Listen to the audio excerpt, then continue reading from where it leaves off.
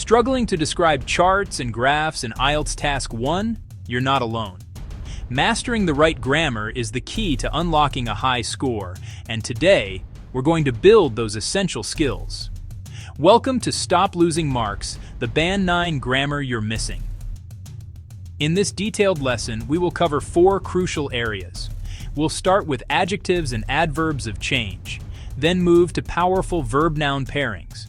After that, we'll master comparatives, and finally we'll learn how to tie it all together in a perfect summary. Let's begin. 13.1 Adjectives and Adverbs of Change. When you describe a trend in a graph, you need 2 key pieces of information: the direction of the change and the nature of that change. Did it go up or down? And did it do so quickly, slowly, or by a large or small amount? This is where adverbs and adjectives become your most powerful tools. Let's start with adverbs. Adverbs modify verbs. They answer the question, how? How did sales rise? How did prices fall? Let's look at the most common and effective adverbs, grouping them by the degree of change they describe. First, for significant rapid changes, we use adverbs like sharply and dramatically. Imagine a line on a graph that shoots almost straight up or straight down. For example, after the new product launch, sales rose sharply from $1 million to $5 million in just 3 months. Or, following the policy change, the number of applicants dropped dramatically by 50% overnight. These words paint a picture of a very noticeable and fast movement. Next, for changes that happen at a consistent, predictable pace over a longer period, we use steadily and gradually. Think of a smooth, even slope on a graph, not a steep cliff. For instance, over the 5-year period, university enrollment grew steadily, adding approximately 200 students each year. Another example, the glacier gradually receded as global temperatures continued to rise. These adverbs suggest a stable, non-erratic trend. Finally, for very small, almost insignificant changes, we use slightly and marginally. These are perfect for when a number moves, but not by much. For example, in the final quarter, profits increased slightly from 12% to just 12.5%. Or, the market share for the brand grew only marginally, despite a huge advertising campaign. These words are crucial for showing the examiner you can identify minor details in the data. Now, a critical point for a high band score, understanding the difference between adverbs and adjectives. We just saw how adverbs modify verbs. For example, sales rose sharply. Here, rose is the verb, and sharply is the adverb describing how the sales rose. However, we can express the same idea using a noun and an adjective. The verb rose becomes the noun a rise. The adverb sharply becomes the adjective sharp. So the sentence transforms into, there was a sharp rise in sales. Both sentences are grammatically perfect and mean the same thing, but being able to use both structures demonstrates flexibility and grammatical range. Let's see another pair. Verb adverb, the population grew steadily. Noun adjective, there was a steady growth in the population.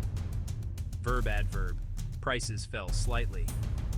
Noun adjective, there was a slight fall in prices. Mastering this distinction will elevate your writing immediately. Time for a quick quiz to check your understanding. I'll give you a sentence and you choose the best adverb. You'll have 2 seconds to think. Number 1, the company's revenue moved from 10 million to 11 million over the year, a change of just 2 points out of 100. Revenue moved sharply, steadily, or slightly. The correct answer is slightly. A 2-point move is a small change. Number 2, from 2015 to 2020, the city's population increased by about 10,000 people each year. The population grew dramatically, steadily, or marginally. The answer is steadily. The key is the consistent increase each year. And number 3, a new tax was introduced and car sales fell from 500,000 to 100,000 in a single month. Car sales fell gradually, slightly, or dramatically. The answer is dramatically. This represents a very large and rapid decrease. Excellent. Let's move on. 13.2. Verb-Noun pairs. We just touched upon this, but let's dive deeper. Using a variety of nouns to describe trends, instead of just repeating the same verb, is a hallmark of sophisticated writing. For upward movements, don't just say increased. You can use an increase, a rise, or for a very strong, sudden upward movement, a surge. For downward movements, instead of only decreased, you can use a decline, a drop, or a fall. The real skill lies in how you structure your sentences with these nouns. There are several common and effective patterns. The first is using for example, there was a significant rise in house prices in 2021, or there was a sudden drop in attendance during the winter months. This is a simple, clear, and effective structure. A second, more dynamic pattern uses verbs like saw or experienced.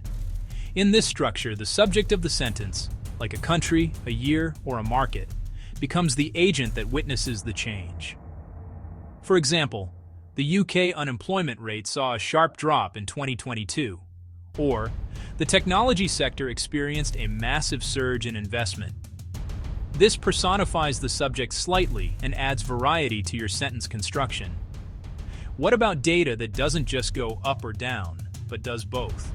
For this, we use the noun, a fluctuation. For example, there was a fluctuation in monthly rainfall, which varied between 48 and 55 millimeters. Or, the patient's temperature experienced a fluctuation throughout the night. And for data that reaches a high or low point, we can use a peak or a trough. For instance, sales reached a peak of 500 units in August, before declining. A common point of confusion for learners is the difference between a rise and a raise. A rise is a noun that means an increase, and it happens on its own. For example, there was a rise in prices. A raise, particularly in American English, is a noun for an increase in salary given by an employer. The verb to raise is also different from to rise. To raise is a transitive verb, meaning it needs an object. Someone raises something. For example, the government raised taxes. To rise is intransitive. It doesn't take an object. Taxes rose. For IELTS Task 1, you will almost always be using a rise or the verb to rise. Let's test this with another mini quiz. Choose the correct word to complete the sentence. Number 1, the company announced a rise or a raise in its employees' salaries. The correct answer is a raise, because it's about salaries given by an employer. Number 2, the chart shows a sharp rise or a sharp raise in oil prices last year. The correct answer is a sharp rise. Prices rise on their own. Number 3, the period from 2010 to 2015 saw or was a significant decline in manufacturing jobs. Both are grammatically correct, but saw is a more dynamic and sophisticated choice. The period saw a significant decline. Well done. 13.3. Comparatives. Describing a single trend is only half the battle in Task 1. You almost always need to compare and contrast different categories, countries, or time periods. This is where comparative language is essential. Let's go beyond the basics. The simplest comparison is using more than or less than. For example, looking at a bar chart, Category A's market share at 40% was significantly more than Category B's, which stood at only 25%. Notice the inclusion of the actual data. This is crucial for a good score. Don't just say more, say how much more if you can. For things that are equal, we use the as structure. For example, the proportion of spending on food in country C was as high as in country D, with both at 30%. You can also use this for near equalities with words like almost or nearly. For instance, the figure for Germany was nearly as high as the figure for France. To show a much larger difference, you can use multipliers like twice, 3 times, or 4 times. The structure is twice as much as or 3 times as high as. For example, the amount of electricity produced by wind was twice as much as that produced by solar. Or, in 2010, sales in Europe were 3 times higher than sales in Asia. This is a very precise and impressive way to show a large gap. Another advanced comparative structure involves using followed by. This is excellent for ranking items. For example, the most popular holiday destination was Spain, with 5 million visitors, followed by France with 3 million and then Italy with 2 million. This creates a clear and logical flow. Remember to be precise with your numbers and units. Don't just say the number was higher. Say the number of students or the percentage of the population. And if the data isn't exact, use hedging language. Words like approximately, around, about, and roughly are essential. For example, the cost was approximately $40, or the figure hovered at around 75%. This shows you are interpreting the graph accurately and not making unsupported claims. Let's do our final quiz. I'll give you 2 pieces of data and you'll transform them into a comparative sentence. Number 1, the USA spent $500 billion. Canada spent $250 billion. How can you compare them using twice? A good sentence would be, the USA spent twice as much as Canada. Number 2, the percentage of people using cars was 60%. The percentage using buses was 58%. How can you compare them using nearly as? You could say, the percentage of people using buses was nearly as high as the percentage using cars. Number 3, laptops sold 10 million units. Tablets sold 8 million units. Desktops sold 3 million units. How can you describe this using followed by? A great answer is, laptops were the most popular item with 10 million units sold, followed by tablets at 8 million, and finally desktops at 3 million. Fantastic work. 13.4. Summaries. Now that you have the tools to describe individual trends and make comparisons, the final step is to bring it all together in the summary or overview. This is arguably the most important part of your Task 1 response. Your overview should be a short paragraph, right after your introduction, that states the main trends or key features of the graph without giving specific data. A perfect summary does 4 things. First, it gives a general overview of what happened. Was there an overall increase, a decrease, a fluctuation, or did one category dominate all others? Second, it mentions the overall time frame. For example, over the 20-year period shown. Third, it implicitly acknowledges the units, for example by talking about the proportion of people or the amount of goods produced. And fourth, it identifies the most noticeable features, the highest point, the lowest point, or the most significant difference between categories. Here is an example.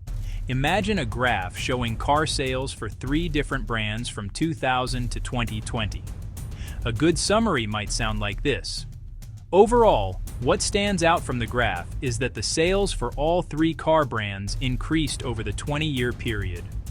Furthermore, brand A was consistently the most popular choice, while brand C, despite starting as the least popular, saw the most dramatic growth. Notice, no specific numbers. It just presents the main story of the graph. So, here's your checklist for a Band 9 summary. 1. Identify the main overall trend. 2. Mention the time period. 3. Highlight the most significant feature or comparison. And 4. Do not include specific data points or numbers. Let's do a final recap of everything we've learned. We started with adverbs and adjectives of change, like sharply, steadily, and slightly, and learned to switch between verb-adverb and adjective-noun structures. Then, we expanded our vocabulary with verb-noun pairs like a rise, a drop, and a fluctuation, using patterns like there was a and the year saw A. After that, we mastered comparatives using more than, as, and multipliers like twice as much as to make precise comparisons. And finally, we learned how to construct a powerful summary by identifying the main trends without getting lost in the details. The key to mastering these skills is practice. Don't wait. Find any graph or chart today, from a newspaper, a textbook, or an IELTS practice test. Describe the trends, compare the categories, and then write a summary paragraph. The more you practice, the more natural it will become. You now have the grammatical framework for a top-tier response. Use it.